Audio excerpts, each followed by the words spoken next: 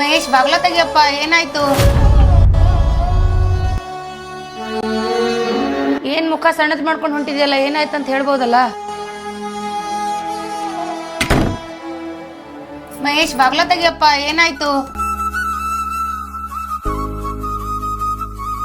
ಅಪ್ಪ ನಾನು board ಎಕ್ಸಾಮ್ದಾಗ pass ಆಗಿನಪ್ಪ, ಅದು ಫಸ್ಟ್ ಕ್ಲಾಸ್ ಅಪ್ಪ. ಓ ಮಗನೇ, ನಿಂಗೆ ಇದು ಹೊಸ ವಿಷಯನಾ? ನನಗೆ ಮೊದಲೇ ಗೊತ್ತಿತ್ತು. ಚೆನ್ನಾಗಿ ಬೇರೆ ಓದಿದ್ಯಾ, ಶಬಾಷ್ ಮಗನೇ.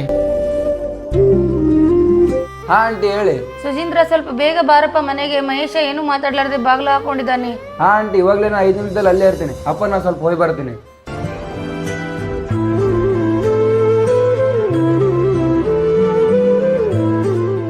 ಏನಾಯ್ತು ಆಂಟಿ?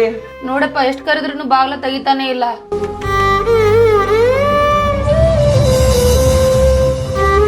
ಏ ಮಹೇಶ್, ಏನ್ ಮಾಡಕತ್ತಿಲ್ಲ? ಸುಜೇಂದ್ರ, ನಾ ಎಕ್ಸಾಮ್ನಲ್ಲಿ ಫೇಲ್ ಆಗಿದ್ದೀನಿ. ಇವಾಗ ನಮ್ಮ ಅಪ್ಪ ಅಮ್ಮಗೆ ನಾ ಹೇಗೆ ಮುಖ ತೋರಿಸ್ಲಿ?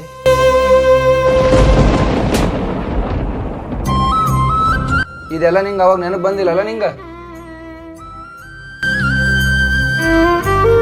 ಅರೆ ಮಗನ, ಎಕ್ಸಾಮ್ ಬೇರೆ ಸಮೀಪ ಬರ್ತಾ ಇದೆ, ಬರೀ ಟಿವಿ ನೋಡ್ತೀಯಲ್ಲ, ಸ್ವಲ್ಪ ಓದಪ್ಪ. ಅರೆ ಓದ್ಕೋತೀನಮ್ಮ, ಇನ್ನೂ ಎಕ್ಸಾಮ್ಗೆ ಟೈಮ್ ಭಾಳ ಇದೆ. ಅರೆ ಮಹೇಶ್, ಸ್ವಲ್ಪ ನಂಗೆ ಮ್ಯಾಕ್ಸಿನ್ ಬುಕ್ ಕೊಡು. ಹಾಂ ಕೊಡ್ತೀನಿ ಇರು. ಅರೆ ಸುಧೀಂದ್ರ, ಇವನಿಗೂ ಸ್ವಲ್ಪ ಹೇಳಪ್ಪ. ಸ್ವಲ್ಪ ಟೈಮ್ ಸಿಕ್ಕರೆ ಬರೀ ಟಿವಿ ನೋಡ್ತಾನೆ, ಸ್ವಲ್ಪ ಓದಂತ ಹೇಳಪ್ಪ. ಅರೆ ನಿಮ್ಮ ಅಮ್ಮಗೆ ಇಷ್ಟಕ್ಕೆ ತ್ರಾಸ ಕೊಡ್ತೀವಿ, ಸ್ವಲ್ಪ ಓದ್ಕೋ ಅಲ್ಲ. ನಂಗೆಲ್ಲ ನೆನಪಿದೆ ಕಣ, ನೋಡಿ ಎಕ್ಸಾಮಲ್ಲಿ ನಾನೇ ಟಾಪ್ ಬರ್ತೀನಿ. ಅರೆ ಮಹೇಶ್, ನಾಳೆ ಸೈನ್ಸ್ ಎಕ್ಸಾಮ್ ಆದ, ನಂದು ಸೈನ್ಸ್ ನೋಟ್ಬುಕ್ ತಂದು ಕೊಡು. ಹಾಂ ಮನೇಲಿದೆ, ತಂದು ಕೊಡ್ತೀನಿ. ನಾಳಿದ್ದು ಎಕ್ಸಾಮಿಂದೆಲ್ಲ ಓದ್ಕೊಂಡಿದ್ದಿಲ್ಲ? ಹಾಂ ಎಲ್ಲ ಓದ್ಕೊಂಡಿದ್ದೀನಿ. ನೀ ಏನು ಯಾವಾಗಲೂ ಓದೋದು ಅಂತೆಲ್ಲ ಸ್ವಲ್ಪ ಎಂಜಾಯ್ಮೆಂಟ್ನು ಮಾಡಬೇಕಲ್ಲ? ಹಾ ಮಹೇಶ್, ಎಂಜಾಯ್ ಮಾಡ್ತೀನಿ, ಆದರೆ ಎಕ್ಸಾಮ್ ಮುಗಿದ್ಮೇಲೆ. ನಂಗೆ ಕ್ಷಮಿಸ್ಬಿಡು ಸುಜೇಂದ್ರ.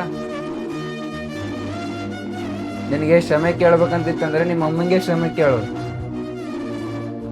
ನಂಗೆ ಕ್ಷಮಿಸ್ಬಿಡಮ್ಮ, ಇನ್ನೊಂದ್ಸತಿ ಈ ಥರ ಮಾಡಲ್ಲಮ್ಮ. ಈ ವಿಡಿಯೋ ಮಾಡಿರೋ ಉದ್ದೇಶ ಇಷ್ಟೇ. ನೀವೇನಾದರೂ ಎಕ್ಸಾಮ್ನಲ್ಲಿ ಫೇಲ್ ಆದರೆ ಇಂಥ ಡಿಸಿಷನ್ ಹೋಗಬೇಡಿ, ಯಾಕಂದ್ರೆ ನಿಮ್ಮನ್ನ ನಂಬ್ಕೊಂಡು ನಿಮ್ಮ ಅಪ್ಪ ಅಮ್ಮ ಕಾಯ್ತಾ ಇರ್ತಾರೆ. ಮತ್ತು ಈ ವಿಡಿಯೋ ಇಷ್ಟ ಆದರೆ ಲೈಕ್ ಮಾಡಿ, ಶೇರ್ ಮಾಡಿ, ಸಬ್ಸ್ಕ್ರೈಬ್ ಮಾಡಿ, ಮತ್ತು ನಿಮ್ಮ ಅನಿಸಿಕೆ ಏನಿದೆ ಅಂತೇಳಿ ಕಮೆಂಟ್ ಮಾಡಿ.